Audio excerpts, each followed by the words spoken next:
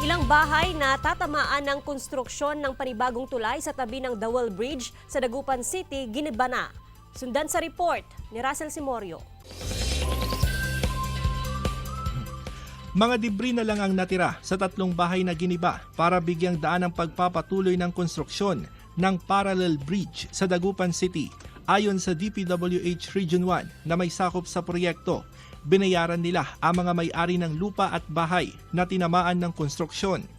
Kumpiyansa ang DPWH na wala nang magiging hadlang sa konstruksyon dahil naresolba ang issue sa right-of-way.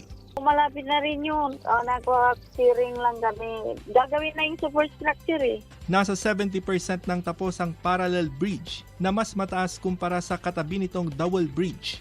Umaasa ang mga motorista at residente na mas magiging mabilis ang pagdaan sa lungsod sa oras na matapos ang ginagawang tulay. Malaking bagay na rin po itong mapalitan itong kalsada po. Gumanda po ang bayan po.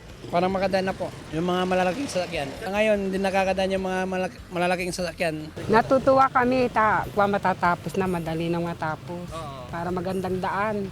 Sinimulan noong Pebrero ang konstruksyon ng parallel bridge na alternatibong daan matapos makitaan ng mga bitak ang Dawal Bridge. Plano ring alisin o i-rehabilitate ang Dawal Bridge sa oras na matapos ang ginagawang bagong tulay. Russell Simorio para sa Mornings with GMA Regional TV.